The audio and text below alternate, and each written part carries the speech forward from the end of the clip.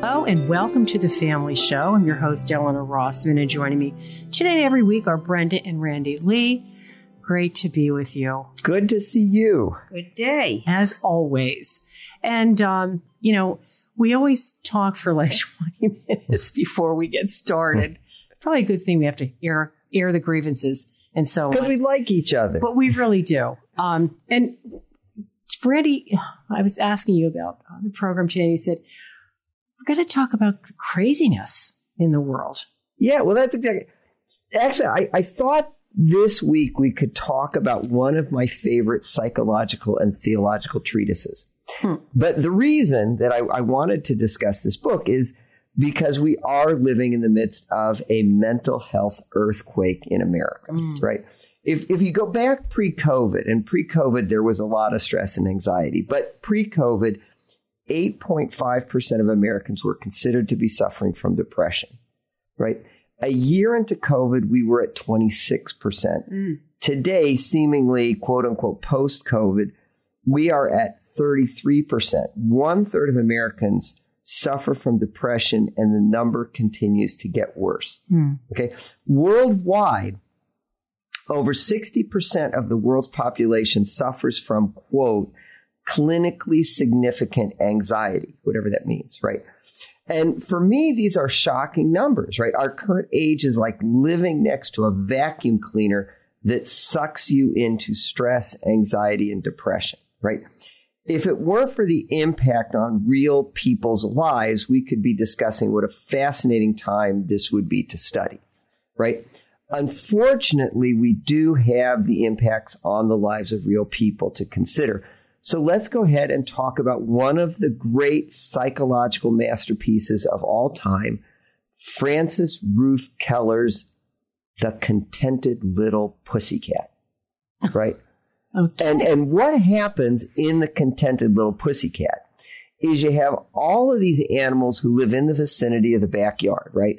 You've got Mrs. Wren and Mr. Owl and Mrs. Bushy-tailed Squirrel and Mr. Giant Crow and Mrs. White Bunny. And it's a very large, diverse, inclusive community. But they all acknowledge being pretty messed up, right? Stress, anxiety, depression. Kind of an odd children's book, actually. But anyway, all these animals decide one day that they've got to start addressing their issues, right? They don't want to live any longer in this darkness, this despair. And here's the first really stroke of brilliance in the book. To find the means to defeat their despair, all the animals decide to go get the advice of the one animal in the backyard who's always happy. Abner, the contented little pussycat. Now, you might think to yourself, well, what's so insightful about trying to figure out how to be joyful from the most joyful person you know? But I want you to take a minute and think about America today. Are the people who are driving the cultural agenda, setting the tone of our culture, directing how we unite, come together, be more joyful, more peaceful, form a more perfect union, really people who manifest to you joy? No, the opposite. It's anger. That's, I'm with you 100%, right? And we may all be wrong, right? We just hang around and say goofy things. But I think the cultural leadership in this country is increasingly angry, cruel, and oppressive, right? And I'm not being partisan here. I think this is an equal opportunity observation. I think it comes from both sides. Even comedy in this country is cruel. Yeah. It's as if we're going to this really sour group of people and asking them to help us to be happy, right? C.S. Lewis, Voyage of the Dawn Treader, talked about this concept of uglification. Yeah, right. And I think we have these social leaders who are leading us through this process of cultural uglification. Right. But that's not the way it works in The Contented Little Pussycat. In The Contented Little Pussycat, if you want to be content, you seek the advice of the most content animal in the backyard. Now, this struck me the other day when we were out with our almost 2-year-old grandson at Longwood Gardens in the children's section of the garden, right? Mm-hmm. And it struck me because little Jude is really good at figuring out how to have a good day. So I said, we're in the kids section, and little Jude finds this staircase railing with fountains on it. And he begins to play in these fountains and this little stream that runs between the fountains. And as adults, we're watching this, and Longwood Gardens is a big place, right? Even the kids section is big, right? It has a lot to offer, and we want Jude to have fun, a good time. So we start trying to move Jude away from these fountains where he's having a good time, right? Move him to other parts of the garden where we are certain he will have not just a good time, but a great time, a better time, right? But Jude won't leave the fountains, right? We lift him up, we forcibly move him, we show him something better. He just comes back to these fountains, right? And seeing this, I say, it's like going to Baskin Robbins and getting vanilla. Right. And Brenda said, no, it's like going to Baskin Robbins and leaving happy. Yeah. Right? Jude is happy playing in the same stream with the same fountains. He's loving it. Mm-hmm. And we're trying to get him to go someplace else, someplace better. And the question that raised for me is, does your pursuit of something better prevent you from appreciating, enjoying where you are and what you have? It can, yeah. Right? Mm-hmm. Right? It's like, shh, I'm okay. I'm savoring this spot, this moment. Leave me alone. I don't need better. I have good. Yeah. Yeah. Right? And you contrast that with that other little kid mentality. You're sitting in the back seat of the car and you're saying, are we there yet? Are we there yet? Are we there yet? Are we there yet? Not enjoying the ride. Exactly. We lose the whole joy of the journey by obsessing over the destination, right? Because we want more, we miss everything that we have, right? And I think that is that really two dynamics there is that, you know, we need to culturally stop asking people who aren't particularly happy themselves how you get to be happy. Yeah, right. And then you gotta find the person who's happy, and what you're going to find is they're immersed in the moment.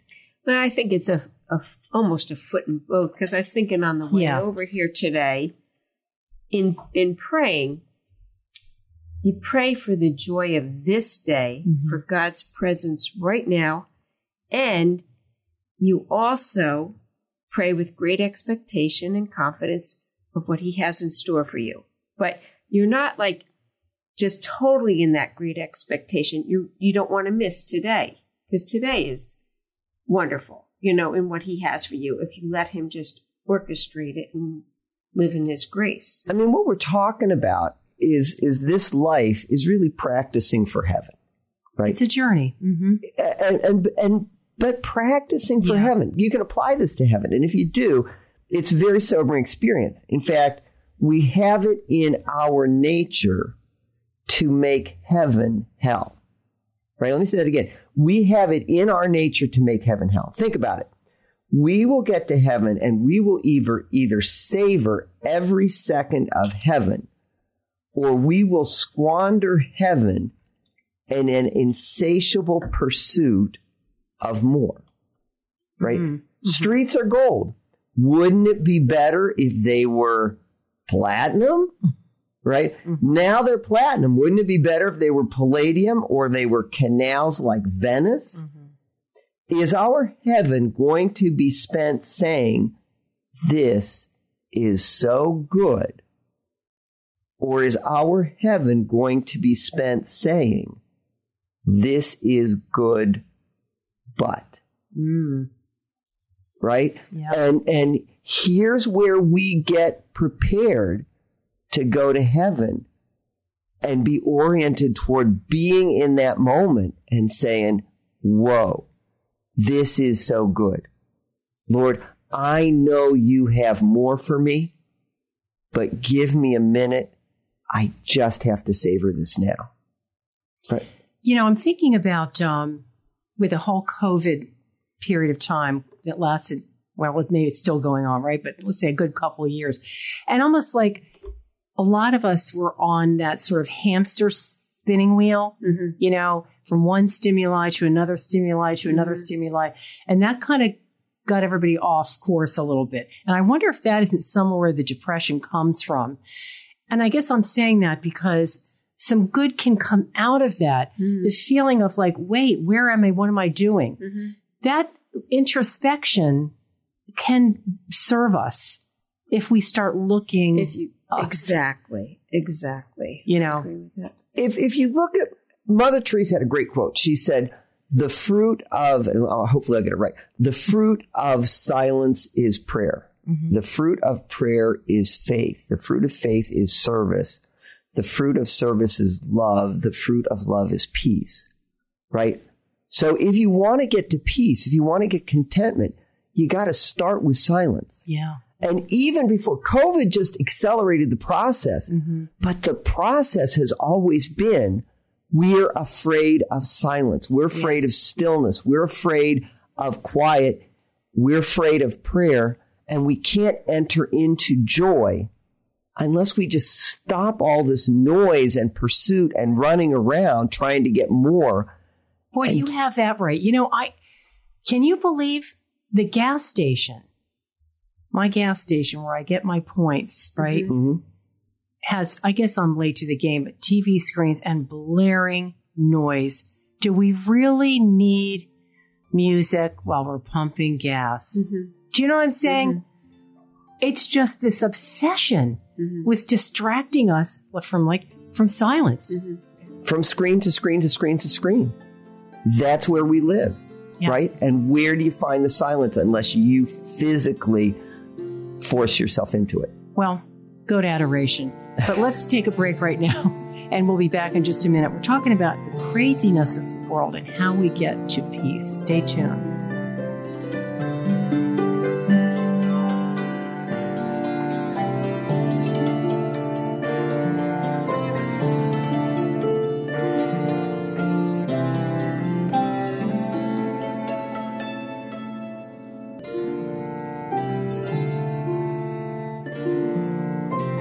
We're back with the Family Show with Brenda and Randy Lee. We're talking about the craziness in the world and that we need to get to silence. And that could mean adoration. Well, that's exactly, Eleanor, you jumped in there and you said, and that brings you to adoration. And I think when we start thinking of adoration, we think of adoration is quiet, right? And what we discover is that adoration is not just quiet. It's paradise, right? And it's paradise because it's where we find everything we need. And why is that? Because who we need is there. That's exactly right. Because when we're in adoration, we're with Christ, right? And that's where we're going to be in heaven, right? What's heaven? It's where you spend time with Christ forever, right? I wonder if we have not learned to savor heaven on earth, squeeze out every drop of nectar in the good. Does that mean we will squander it in heaven? Remember, heaven is for eternity, and eternity is a long time if you can't find the joy in each moment, right? Love the water fountain you're at. I remember when I was in law school, I was in this funk, right? And I couldn't get out of it. And a lot of it was not being able to date this one particular person. Some of it was not being able to get this perfect job. But at the time, I had a lot of goods, right? Good people around me, good friends, good place to live, fun city with springtime, nice time of the year. But the goods weren't enough, right? I needed more. Mm-hmm. Then one day it occurs to me that a year is a long time and a lot can happen in a year.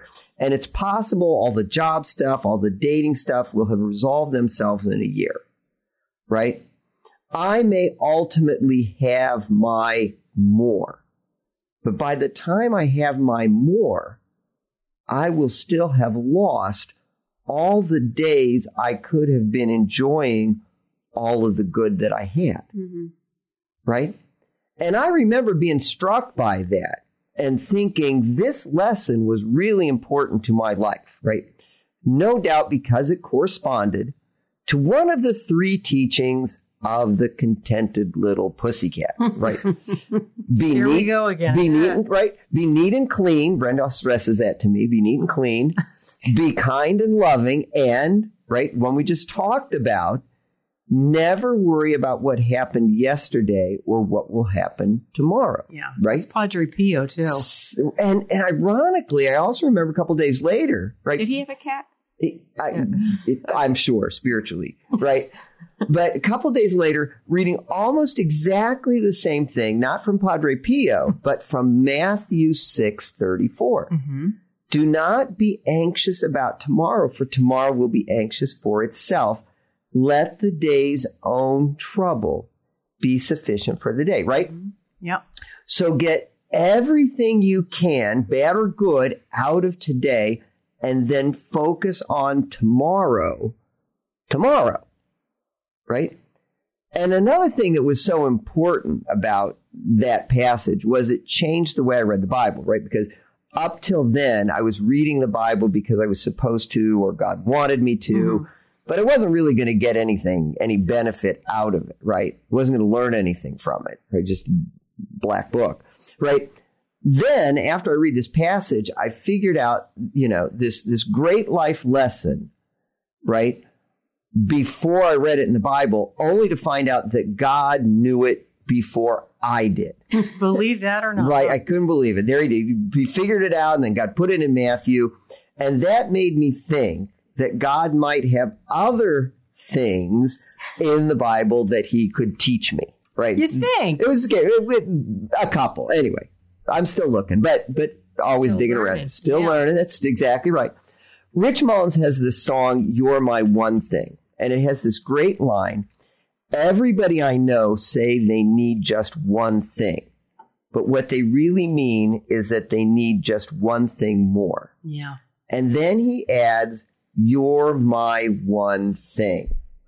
Again, it's that good and better. What I have isn't enough. I want more.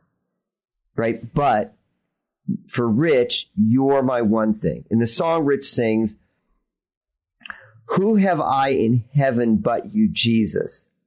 And what better could I hope to find down here on earth? And I think it was Mother Teresa who observed, we will always be joyful in heaven. And when someone asked her, so what's going to be so different in heaven, right? Because obviously they weren't joyful here, right? Right. What's going to be so different in heaven? Mother Teresa said, because there we will always be with Jesus. Mm. He's the one thing. Jesus is Jude's fountain. The good in the day. Everything else is just gravy, right? Dean Jones, Disney actor, villain in the first Beethoven movie. He and his wife, Lori, created this one-man show on St. John the Apostle, St. John in Exile. It's free on YouTube, and I think you can get it without commercials. But anyway, in the show, St. John observes about his first meeting with Jesus, right? And he says, he needed a friend, and I could be that friend, right? And we were made in that image of God. We need a friend. A friend. And Jesus can be that friend. Right? You think about what a mother says when she's consoling her child, and the two of you know this better than I do, right? Well, we're mothers and you're a father. Well, that's exact. But you guys got this wired because right, the kid falls down. Where do they go? Mom. They go to mom. right? And when she's consoling her child, she doesn't say, life is great, right? Right. What'd she say? You'll be okay. Here, let me. That's right. It's okay. Let me kiss it. Let me kiss it. Mommy's what? Here. Here. Yeah. It's okay. Mommy's here. Yeah. And guess what? What's the kid do? Settles down. Why? Because that's the one thing. That's the one thing. That's enough. Mm-hmm. What consoles us is being resituated in the kindness and trust of that relationship. That's what we need, right? Since they shuttered the churches for COVID, almost 60% of Americans say they never attend church, and only 1/4 attend church at least once a month. And guess what? Stress and anxiety and depression are all way up in this country. Yeah. Is it because we need to be resituated in Christ? Yeah. Yep. Right? Mm-hmm. The nice thing about being Catholic, there's lots of nice things about being Catholic, but one nice thing about being Catholic is that when we feel as though we have lost our way, it simply means we have lost the way. The way, right. Right? I am the way. What does Jesus say? I am the way, the truth, and the life. That's exactly. I am the way. So when we've lost our way, all it means is that we have lost the way. Mm-hmm. And if we have lost the way, we simply need to come home and embrace Jesus, the way, once again. Right? Yeah. I mean, Our Lady of Guadalupe, and we get all excited about the tilma and the flowers and the miracles and all that other stuff. But there's some great stuff coming down in Our Lady of Guadalupe, right? And keep in mind that, right, she is Our Lady of the Americas, patron saint of our country, right? Mm-hmm. Right? And at Guadalupe, Mary tells Juan Diego, when he's all stressed out and going nuts and crazy and depressed and anxious and all this other stuff, right? What does she say to him? I am your mother. Am I not your mother? Am I not your mother? I hold you in the crook of my arm. I am all you need. And, she's saying that to each one of us. Mm-hmm. Yes. Oftentimes I read about seers and Faustina and so on and so forth. It's like they always say, Jesus says, take and put your name there. It's you. Mm-hmm.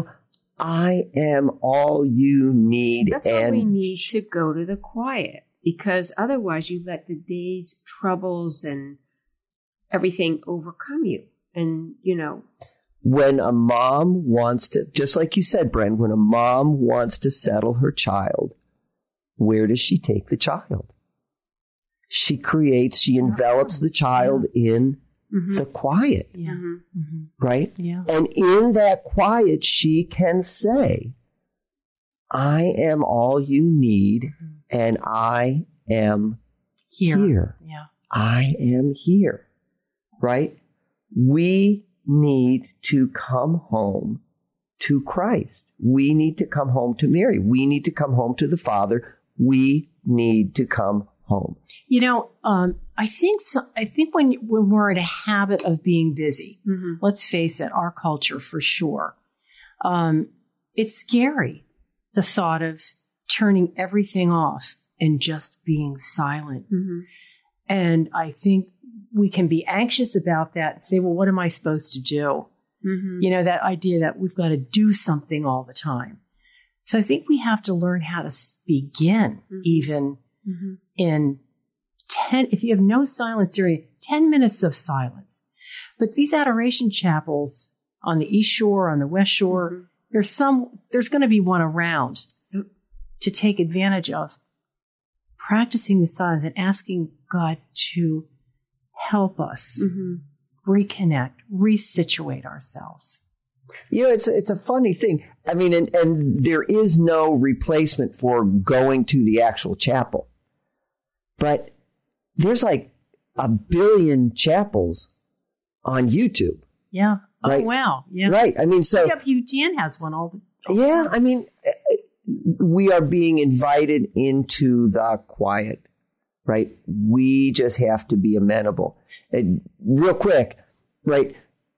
The danger of having to stop your car, right? In fact, they were talking about recalling this car and it's all messed up and, you know, it wasn't braking properly. What they found out was that drivers, when they were supposed to be hitting the brake, were hitting the gas, right? The fruit of busyness is more busyness unless we break that cycle. Amen. We're out of time, but we invite you to join us every Friday at 12:30 on AM 720 for The Family Show. And keep us in your prayers. For Brenda and Randy Lee, I'm Eleanor Rossman, and we leave you with the beautiful sound of seasons.